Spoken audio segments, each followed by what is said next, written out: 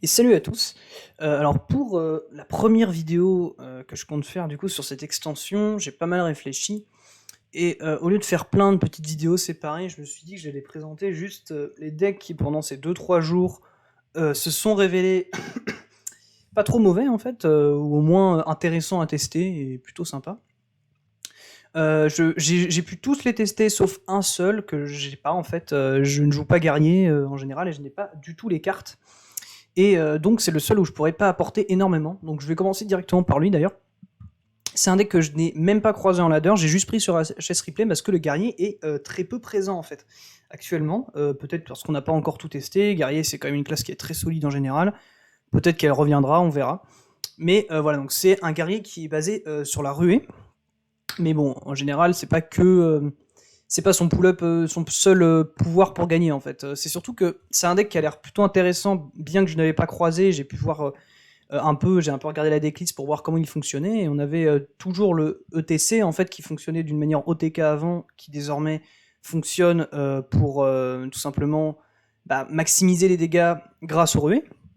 On en a pas mal de ce côté-là, on a le jeteur d'encre Cogne-Pierre, avec le Krastinov, le Maître Lame Samuro, Rokara, Kargat, tout ça, enfin tout ça pull-up très fort en tant que tel, en fait, c'est des bonnes cartes intrinsèquement parlant, sachant qu'on a aussi la valeur de sable, qui est une excellente carte, la hache voltigère, nouvelle arme du guerrier, très forte aussi. Donc voilà, pas mal de nouvelles cartes dans cet archétype guerrier, donc c'est à tester. Il y a aussi l'élite de Morshan, donc on peut voir quand même une essence qui est basée sur les armes. D'ailleurs, il y en a pas mal parce qu'il y a aussi les Ganarg qui donnent des armes 3-2, tout comme la hache voltigeur et la valeur. Donc on a vraiment beaucoup d'armes dans ce deck. Donc ça se fait tranquillement. Je sais pas quels sont ses résultats à top ladder, mais ça doit être correct. C'était à peu près 55% de win rate sur HS Replay, donc en réalité ça doit être autour des 52. Donc je recommande pas de le jouer tout de suite, ou si vous n'avez pas les cartes, ne le craftez pas. Mais voilà. Ensuite, c'est un deck que j'ai énormément joué à la dernière méta, c'est le Clown Druid qui essaye de se révolutionner un peu.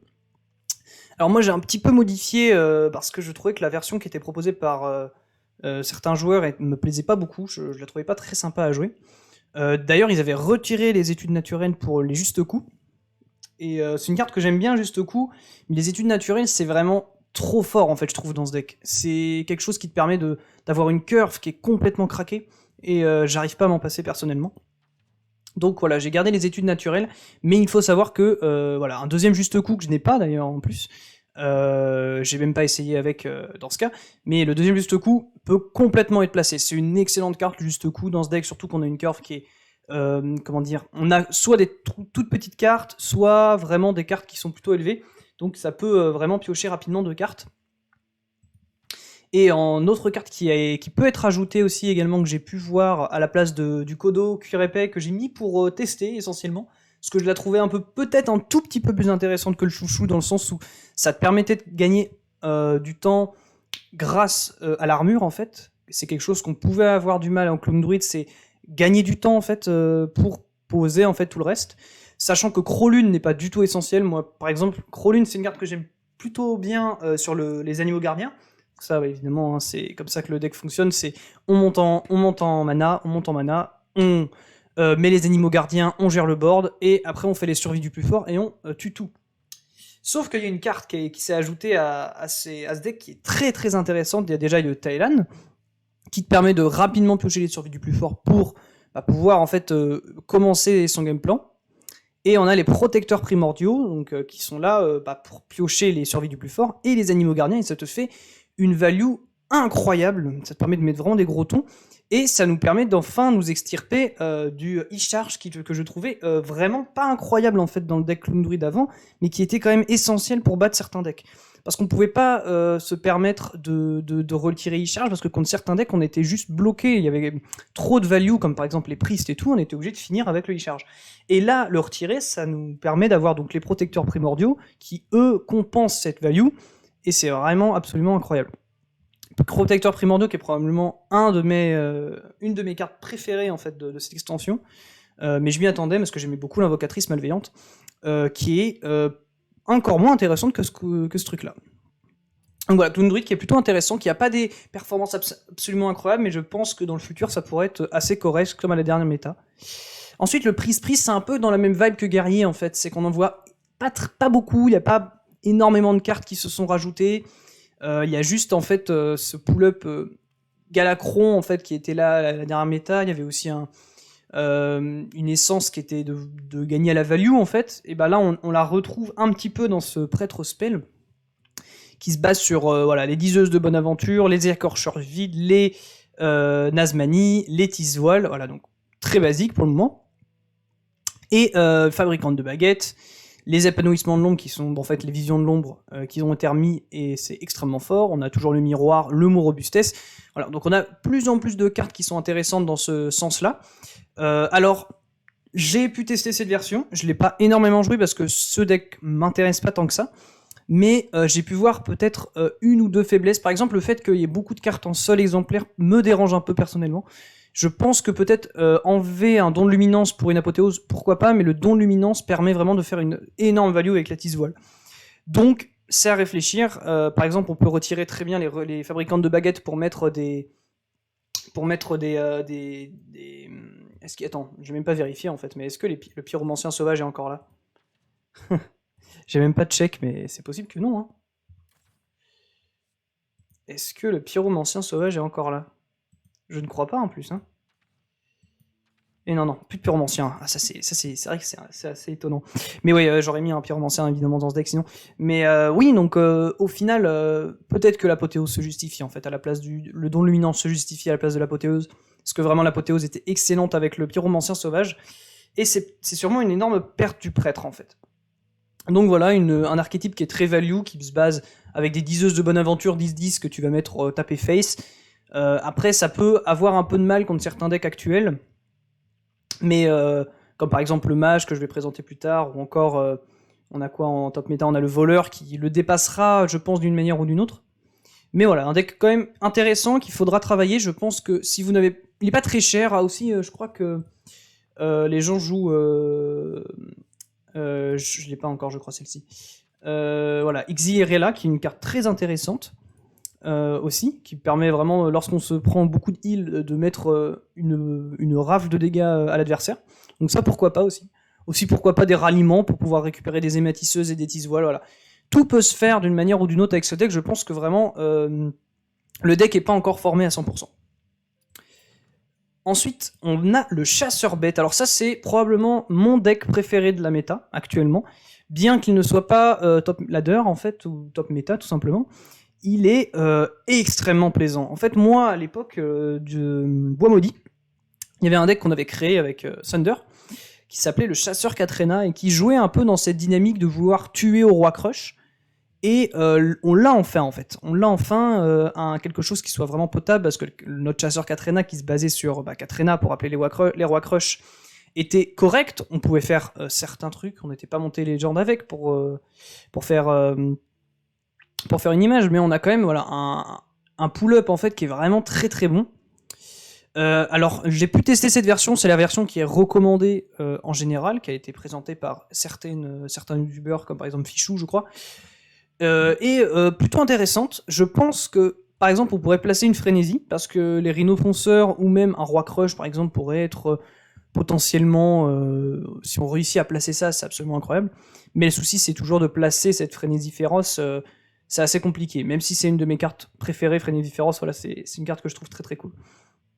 Donc voilà, le game plan de ce deck, c'est assez simple. On va agresser, en fait, on va taper un peu avec les rhinofonceurs, un peu de tir perforant, des fusils, on met des postes, parce que les postes, c'est très fort, les postes, tout simplement. On a le Thailand pour aller piocher le Belluaire ou le Roi Crush. On essaie de débloquer les Rois Crush ou les Rhinos avec l'éleveur sélectif. Et on fait un Belluaire, Léorox, qui va invoquer 3 Rois Crush de la main, et c'est très très fort. On a la dompteuse Shandgar qui permet de booster tranquillement tous les rhinofonceurs et tous les Rois Crush. Donc voilà, un archétype qui est très intéressant, qui permet de booster des bêtes, c'est très agréable à jouer en tout cas. On a aussi le prédateur dominant Zixor, qui est pas vraiment essentiel en fait. Si jamais vous l'avez pas, qu'est-ce qu'on pourrait mettre? Remarque, voilà, une frénésie féroce, ça peut passer. Un chouchou, ça peut être correct aussi, bien que peut-être qu'il peut faire un peu de l'ombre au reste. Mais sinon, en termes de bêtes, voilà. Pour moi, chouchou, c'est peut-être la meilleure d'entre elles. Je vois mal d'autres bêtes se caser. Donc voilà. Ensuite, on a le Watch Post Rogue. Alors, le Watch Post Rogue, c'est tout ce qui tourne autour des postes. Hein. On a pu voir que les deux postes A2 et A3 étaient vraiment très intéressants avec ce début de méta.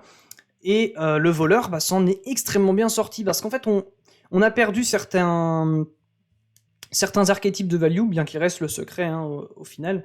On a perdu certains archétypes de value. Comment expliquer ça? On avait cet archétype combo qui était vraiment excellent en fait dans l'ancienne méta, et on l'a perdu parce qu'on n'a plus la Will Creek qui permettait de vraiment générer énormément de value.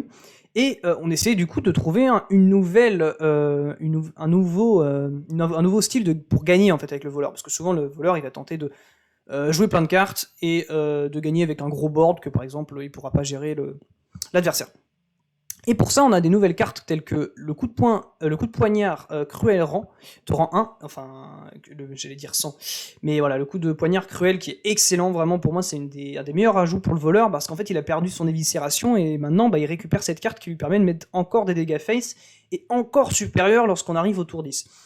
Donc très intéressant. On a aussi la pieuvre robot efficace qui est vraiment une carte de dingue. En fait tu la joues sur le T2, très peu de classes vont pouvoir gérer, parce que souvent les sorts à 2 sur le tour 2, ça va être des sorts qui font 3 points de dégâts. Et là, qu'est-ce qu'on cherche? C'est de ne se prendre que 3 points de dégâts au maximum pour pouvoir activer sa frénésie, qui est tout simplement incroyable en voleur. Et on a toujours ce passage secret qui est excellent. On a un petit jongleur pour pouvoir rentabiliser avec cette nouvelle carte qui est le contact sur le terrain, qui permet de piocher, parce que vu qu'on n'a plus trop de générateurs de value, on essaie de piocher notre deck tout simplement. On a le Mank Creek qui permet de juste avoir un bon body, 3-4 c'est correct, et de pouvoir piocher. Vu qu'on pioche beaucoup, ça arrive souvent d'avoir la 3-10 assez rapidement. Ensuite on a les deux postes, poste de guet et poste Morshan, qui nous permet d'activer le Kargal, et dans certains match-up on aura donc le double Padlon qui nous permettra donc de interagir avec ce Kargal. On a toujours l'agent 10 et le Kazakus en autre win condition si jamais on est contre des decks un peu moins contrôle. Donc voilà, un deck très intéressant que j'ai joué quand même assez suffisamment pour vous dire que c'est probablement un des decks qui va rester. Il a des cartes qu'on a jouées dans la dernière extension, comme Jean 10, comme Passage Secret, voilà, des épiques que tous les joueurs de voleurs devraient avoir en fait. Et une Jean 10 qui est absolument incroyable. Et on a surtout deux nouvelles légendaires qui sont le Kazakus et le Kargal. Et Mank Creek, mais bon, c'est une carte donnée, donc c'est un petit peu différent. Mais si on devait retirer le Kazakus, je pense qu'il est quand même très très fort. Mais peut-être on pourrait le remplacer par quoi le Kazakus, une Liliane, ça peut être pas mal. Une embusquée, pourquoi pas, ouais, j'ai pas testé. Assassiné c'est correct, toujours. Donc voilà, qu'est-ce qu'on pourrait avoir d'autre d'intéressant pour remplacer le Tenwu qui peut interagir correctement avec le Kargal, avec l'agent 10 aussi. Vanessa, pourquoi pas, j'ai pas testé la carte non plus. Mais voilà, on a quand même de bonnes idées en général pour ce deck voleur qui est dans le top 3, top 4 de la méta des decks en tout cas. Ensuite on a le No Minion Mage. Alors ça c'est un deck que j'ai pu tester parce que j'avais jamais essayé de jouer No Minion Mage tout simplement. Et c'est un deck qui revient sur le devant de la scène. On a vu ce deck qui était complètement tiers fun en fait dans la dernière méta. Grâce en fait à deux choses. Le fait c'est qu'on ait des bien meilleurs spells, parce qu'on a perdu tous les spells de l'ancienne méta, et les spells qu'ils ont remis sont très intéressants, et du coup vu qu'on en a moins, les drops avec suite de déraison sont absolument insane. Ça peut se jouer avec le choc de flamme aussi qui est un peu boosté, mais bon ça c'est autre chose. On a aussi l'eau de source fraîche qui est absolument incroyable dans ce deck, ça permet une double draw gratuite en fait tout simplement. On a le Cthulhu qui nous permet de choper 4 autres spells et du coup avoir encore plus de spells sur la suite de déraison. Et sinon, tout l'archétype en lui-même peut se suffire même sans suite de déraison par moment, grâce tout simplement à la déflagration qui donc déclenche le lancer d'anneau, la source de puissance, donc voilà, l'orbe runique qui est une carte absolument incroyable, le flux toujours très très fort. Donc voilà, plein de cartes qui sont très très intéressantes. La combustion aussi qui est une carte de gestion qui est très correcte. Donc voilà, un archétype qui revient sur le devant de la scène. C'est pas un deck que j'apprécie affronter. Je pense que ce deck va rapidement être nerf. C'est pas le genre de deck qu'on aime bien avoir en top méta. Parce que le deck fait quand même de très très bons résultats actuellement. Est-ce que ça va durer? Je ne sais pas vraiment, mais je pense que oui. Donc je suis un peu inquiet. Peut-être que Suite de Déraison devrait être nerf, peut-être, je ne sais pas, pour seulement réduire à 2 ou quelque chose comme ça. Peut-être que aussi... Ah mais non, quand j'allais dire, je vais vous recommander de mettre un serviteur, mais évidemment ne faites pas ça. Mais par contre, vous pouvez mettre... vous pouvez complètement mettre... comment s'appelle cette arme? Voilà, la sphère de Sapiens. La sphère de Sapiens qui rentre complètement, je pense, dans ce deck. Vu que c'est pas considéré comme... ne contient pas de serviteur, je crois, la phrase. Voilà, ne contient pas de serviteur, donc c'est pas considéré comme... ça ne gênera pas la déflagration. Donc voilà, donc je ne peux que vous recommander de ce deck, hein, si vous voulez faire des perfs actuellement, même si j'aime pas trop l'affronter, écoutez, c'est très fort. Ensuite on a le Death Rattle Demon Hunter. Lui c'est un deck qui a pas beaucoup bougé visiblement, je l'ai testé au début de la méta, enfin au début, donc le premier jour, dès le premier jour j'ai essayé de craft ce Demon Hunter Death Rattle qui me paraissait assez intéressant. Qui au final m'a paru, qui a été un peu moins fun à jouer que je pensais. J'ai essayé et c'était un peu moins intéressant, mais il a quand même pas mal de choses assez sympas à jouer. Déjà, il a tout cet archétype toujours avec les postes, hein, qui fonctionne très très bien. Ça a un côté un peu contrôle, un petit peu value grâce au Kargal, mais on a aussi beaucoup de win conditions comme avec les Inquisiteurs Illidari qui sont excellents. C'est une excellente carte grâce à par exemple le croissant de très précis, on a le tranche défense, on a le pour Henri 1 qui nous permet en fait d'attaquer et face et de mettre 9 face, ce qui est considérable en fait en temps, si c'est une charge en fait. Il y a le Noir Épine, le Nécrorateur qui lui permet de rappeler plein de serviteurs, donc par exemple le Berserker, le Sectateur, tout ça. C'est un deck qui va avoir un peu de mal contre les decks qui sont très très contrôle, comme le Démoniste que je vais vous présenter. Mais en général, s'il réussit à devancer l'adversaire et qu'il a les bonnes cartes en main, comme des sangliers, des belluaires et tout, bah c'est infini en fait. Tu auras toujours de la value, de la value, de la value. Je ne vous recommande évidemment pas de crafter ce deck si vous n'avez pas toutes les cartes. Il y a quand même ces deux épiques, Esprit Vengeur, on peut pas vraiment jouer le deck sans. Il y a le Croissant du Très Précis, qui est essentiel pour moi, je pense aussi. Nécrorateur, on peut s'en passer potentiellement, mais bon, ça enlève un petit peu de l'essence du deck.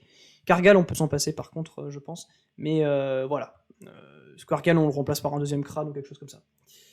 Donc voilà pour ce deck qui est tout de même assez intéressant à jouer. Un Demon Hunter autrement basé que sur les fragments et l'OTK aussi, qui va sûrement revenir, l'OTK. Hein. L'OTK qui va probablement revenir. Et comment ça s'appelle aussi, aggro tout simplement. Donc voilà, ça fait plaisir d'avoir un deck comme ça. Il est assez agréable à jouer, bien qu'il m'a un peu déçu. Genre je me suis lassé assez rapidement du deck en tant que tel. Mais vous pouvez tester et voyez par vous-même. Très bien. Et donc voilà, donc ce deck Shaman Spell, qui est tout à fait plus intéressant, qui est basé sur Brukan, enfin, qui est basé entre guillemets, parce qu'au final, ça ne fonctionne pas que autour de lui. Ça fonctionne aussi autour de pas mal de dynamiques qui avaient été explorées dans différentes méta. Je veux dire, dans l'ancienne méta, on avait eu un deck qui essayait de faire ça, de jouer un petit peu le Cognol, les spells pour aller au TK l'adversaire, un petit peu de dégâts des sorts, mais ça se cherchait quand même beaucoup. Et là, on a enfin quelque chose d'assez intéressant, avec le Brukan, la Dame Vache, qui devient excellente en fait avec le Brukan, qui permet de réduire des spells et donc d'OTK très rapidement, avec par exemple le portail du sanctuaire, les éclairs, qu'est-ce qu'on a d'autre? On a le glissement de terrain qui permet d'aller vraiment gérer un board extrêmement facilement grâce à Brukan, enfin voilà. Plein de manières en fait d'OTK. Alors ce deck, il est très cher. Il y a Vectus, pas du tout essentiel, hein, je pense, ça lui permet juste d'aller rechercher une Dame Vachige, mais je pense pas que ça soit vraiment essentiel. Hein. Il y a pas mal de manières de le remplacer. Comment on pourrait le remplacer celui-là? On pourrait le remplacer par un frappe tempête, on pourrait le remplacer par... que je le cherche bien, on pourrait le remplacer par un rejeton, un rejeton des marais, un totem, un maléfice... Voilà, beaucoup de manières de l'utiliser. Une Inara aussi, une Inara Fracas Orage, pourquoi pas. Et donc voilà, ce deck que j'ai pu tester quelques games, pas beaucoup. C'est le dernier deck que j'ai pu tester. Et très intéressant, très agréable à jouer. J'avais beaucoup aimé cet ancien archétype Spell Damage qui avait été exploité à la dernière méta, mais qui n'était pas suffisamment fort pour me faire passer légende. Et là, on a enfin quelque chose d'intéressant. Talon qui est encore présent, évidemment. Ras, Murme-Givre, des gardiens. Talno, c'est pas essentiel. Hein. Comme je l'ai dit, j'ai dit des cartes avec lesquelles on pouvait remplacer tout ça. Sinon, un autre dégât des sorts, je sais pas, vous cherchez. Donc voilà, un deck plutôt intéressant. Et donc, les deux classes pour finir, on a le Paladin Secret. Paladin Secret, on l'attendait beaucoup au tournant, on a eu les annonces des cartes, et c'était globalement assez intéressant, assez prometteur. Sachant que je pense que ce deck est correct, mais je pense toujours que le Libram restera plus fort. Je pense que le Libram restera plus fort. Alors là, on a un archétype qui ne joue pas les Chevaliers de l'Onction, qui est un petit peu plus agressif, donc, du coup, parce qu'on sait qu'on va avoir beaucoup moins de cartes dans la main, et donc on joue la double lectrice, qui reste quand même très forte, malgré qu'elle est passée à 3. Ça passe quand même très très bien. On a en nouvelle carte, on a la conviction de rang 1, qui est essentielle dans cet archétype. Enfin, dans cet archétype-là, plutôt agressif, conviction de rang 1 est essentielle, parce que même à 2, et qu'elle donne 2 x 3, c'est très très fort. On a plein de petites cartes, comme l'initié, qui est excellent. On a la protectrice vertueuse avec son bouclier divin, on est très content de la revoir. On a l'épée de déchu, voilà, on va pas la décrire, c'est un peu l'essence là de... Le fait que Venger soit revenu, c'est vraiment excellent pour cette épée de déchu. L'espionne saccage Solel, qui permet d'avoir une 3-4 sur le tour 2, c'est excellent. La main d'Adal, toujours très fort. Bouclier d'or, qui est une carte, pour moi, intrinsèquement, qui est complètement fumée. Et la voir dans un deck comme ça, autre qu'un deck pur, ça me fait quand même très plaisir. Le commandant du Gars du Nord, lui, si vous l'avez, vous jouez-le, quoi. C'est insane. La commère de la croisée, qui est également très très forte, en fait, parce que les secrets paladins se jouent très rapidement, donc tu vas avoir beaucoup de secrets très vite, et avoir cette commère qui a un body même assez correct de base, c'est très intéressant. On a aussi le Kazakus évidemment qui est une carte, je veux dire, qui permet au deck de se stabiliser en fin de partie ou même en milieu de partie. Et on a le maître canonnier Smith que je n'ai pas pu jouer une seule fois malheureusement, mais je pense que la carte est très forte. J'ai espoir, je l'ai eu, la carte me vend du rêve, le gars il est bien sapé. Donc je pense que franchement ça promet, sachant qu'on a souvent 2, 3, 4 secrets, enfin plutôt 3 du coup parce qu'on a que 3 types de secrets, mais on a 2, 3 secrets et donc les briser pour avoir plein de 3-3, c'est vraiment très très fort. Mais voilà, si jamais vous avez envie de placer le nouveau secret, la rétribution, vous pouvez carrément le faire. Hein. Le sauveur galopant qui peut passer, mais vu que c'est un archétype qui est un peu plus agressif, on veut un petit peu moins de secrets pour vite finir la partie. Donc voilà. Pas d'un secret. Et ensuite, on a le Démoniste Control qui est le deck que j'ai beaucoup joué, mais dans une autre manière, en fait. Enfin, comment dire ? En gros, j'ai essayé le Démoniste Fatigue pendant tout le début de l'extension. C'était assez correct. Le deck est plutôt bon, en réalité. Mais j'ai eu pas mal de soucis avec. Au final, j'ai buté contre les nouveaux decks là, qui sont sortis. Et donc le fatigue, quand je dis fatigue, c'est qu'il joue par exemple les hôtels de feu qui se défaussent de ses cartes, quoi. Et j'ai ouvert les yeux et le Démoniste Control reste, avec cette nouvelle archétype, beaucoup plus fort en fait. Beaucoup plus fort car on n'a pas besoin de se défausser des cartes. On a encore cet archétype avec E-Charge, double Monsieur Muscle, Ticatus, qui permet tout simplement de détruire l'adversaire en late game, quoi. On a le Professeur d'âme qui combo avec toutes les cartes comme la Masseur de Grigri, le Géolier, la Cisaille. On a Cisaille et Drindam, donc on pensait voir un petit peu le départ de Cisaille avec l'arrivée de Drindam, mais bon, ce deck peut jouer les deux, même si Drindam reste beaucoup plus fort évidemment. On a l'Esprit Scolaire, donc voilà, on a beaucoup de heal dans ce deck. T'as Tamsin Roame qui est là pour quelques spells, comme par exemple le Siphonner l'âme, le Drindam, Cisaille d'âme, j'avais pas vu que c'était ça. Esprit Scolaire évidemment aussi. On a potentiellement le néant, mais t'auras jamais, je pense. Je sais même pas si ça fonctionne avec le néant, j'ai même pas pu tester. Mais voilà, on a l'Ogre-Mancien. Alors ça, c'est juste que je l'ai vu dans beaucoup d'archétypes parce que je sais qu'il y a le full spell en fait dans la méta déjà. Et les decks jouent en général pas mal de spells et cette carte se place plutôt bien. En plus, elle corrompt le désastre en cascade. Sinon, c'est toujours très classique en fait. On va chercher la corruption du Tigatus, on va la jouer très rapidement. Il y a Jaraxxus pour stabiliser le deck en fin de partie, ça c'est vraiment un excellent ajout. Donc voilà, moi je pourrais que vous recommander cette classe-là, Démonis, que je trouve qui se classe très très bien, hein. Vraiment, Démonis Control, je pense que c'est un des meilleurs decks de ceux que je vous ai présentés. Et si je devais classer, ça serait sûrement en premier, en top 3, ça serait égalité à peu près, ça serait le Watch Post Rogue, j'arrive pas à le dire, hein. Le No Minion Rogue Mage et le Démonis Control. Suivi de près, je pense, par le Paladin Secret, potentiellement Shaman Spell, Chasseur Bête et Death Rattle, c'est à peu près dans cet ordre-là que je les classerais. Clown Druid qui est peut-être un peu derrière, pas tant que ça, je trouve. Mais voilà, il est peut-être un peu derrière. Et en dernier, je pense que actuellement les deux 0, bon, pas vraiment 0, hein, parce qu'on est en début de méta, mais on a le Spell Priest et le Guerrier Rué qui sont tout de même intéressants, mais pour le moment n'ont pas été assez bossés. Donc voilà, je vais pas faire de game évidemment, cette présentation de deck est déjà suffisamment longue. Donc bah, je vous remercie de m'avoir suivi et bah bonne soirée.